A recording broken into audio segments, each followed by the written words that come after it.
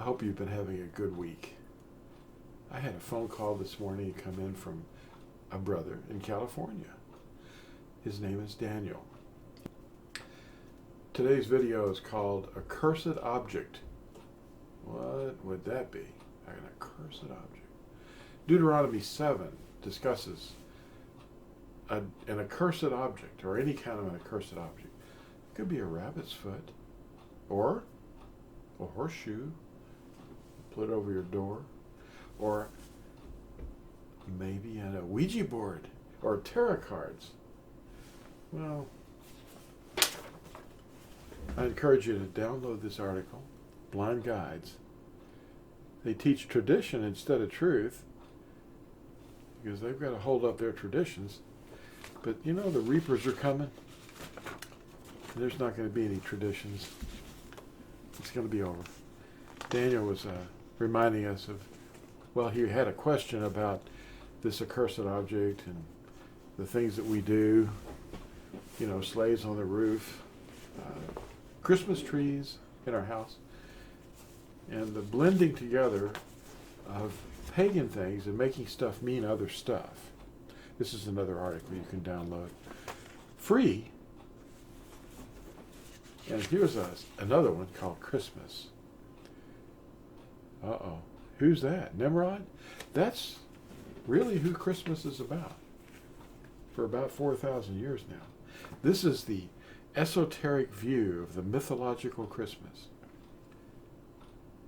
What and who it's really about. And the Day of Yahuah is another article I encourage you. People don't see this one much, but reapers are coming. And there's another one called Reapers too. You can get that. But look up the Day of Yahuah.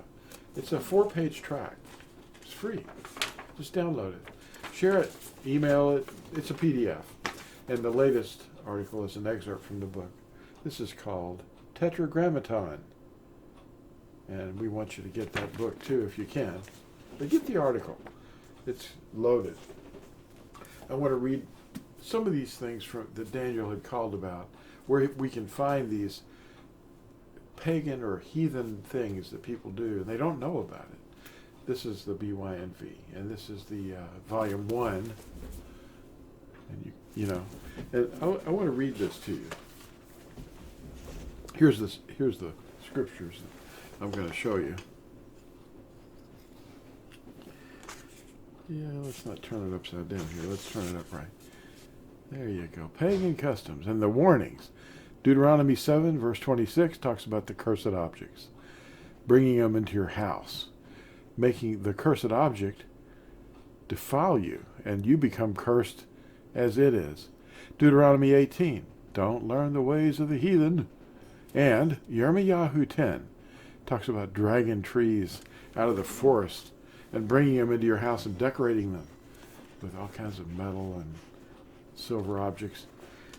Let's see, Deuteronomy 7. Let me show you what this looks like. I've got this thing set up so that the scary stuff is easy to read. See that?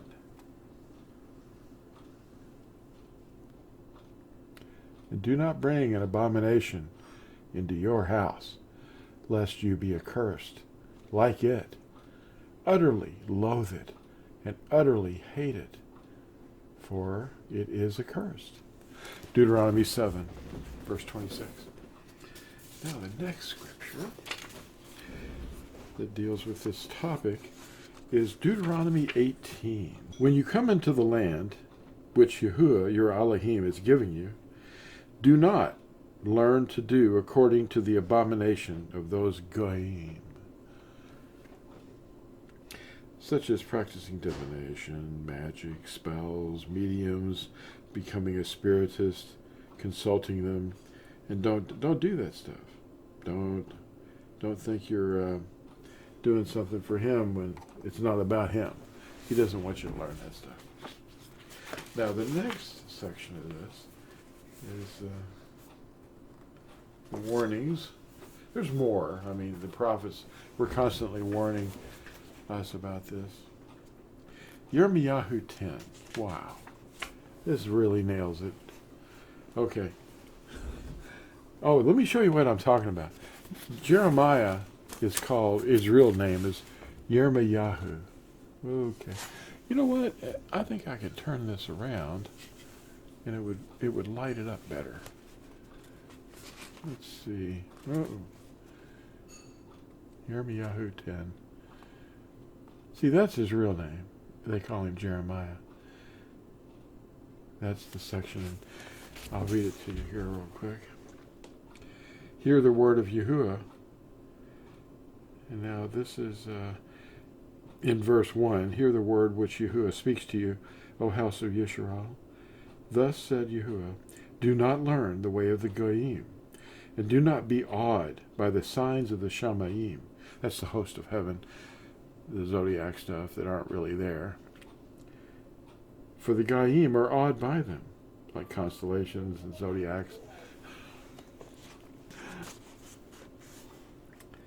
For the prescribed customs of these peoples are worthless.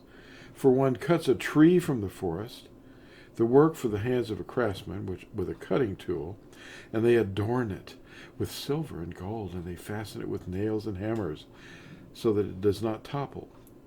They are like a rounded post, and they do not speak. They have to be carried, because they do not walk. Do not be afraid of them, for they do no evil, nor is it in them to do any good. They put these trees in their houses, and they've got, it itself is a fertility object. And the ornaments are testicles and stuff. It looks like tinsel. It's semen. Rice at weddings, that's semen. These customs are detestable. We're not supposed to be bringing these objects into our house, nor are we supposed to be going, oh, that's a pretty tree. It's just wrong. And all we get from tradition is lies and things of futility. That's what Yirmiyahu 16 tells us. The way we get these customs embedded in our head are through blind guides. They teach tradition and not truth. Our enemy is not flesh and blood, but rather the spiritual forces of evil in the spatial realm. That's according to Ephesians 6, verse 12. As the day of Yahusha's return approaches, the forces of darkness will become more and more frantic to divide those of us who obey the covenant of love. Daniel 12, 1 through 10, Revelation 12, 12 through 17, and Matthew 24 all speak of the times that we're now living in. Now we're going to pick up with the second volume of BYNV in the book of Revelation. This is the way it reads. This is the dragon that's persecuting the woman. And the dragon was enraged with the Asha. That's the woman. And he went to fight with the remnant of her seed, those guarding the commands of Yahuah and representing or possessing the witness of Yahusha HaMashiach. Those are the two things that the Natsarim do. We guard his word and we guard his name, and we witness to the work of Yahusha. I want to recommend that you pick up this book too. It's very inexpensive. Truth or Tradition. It's at Amazon or TorahZone.net.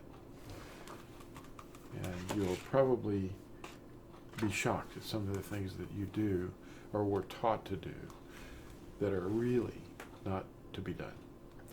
Thanks for watching, and I want to thank Daniel for calling us this morning and inspiring this video with his questions. We'll see y'all in the next video. Thanks for watching.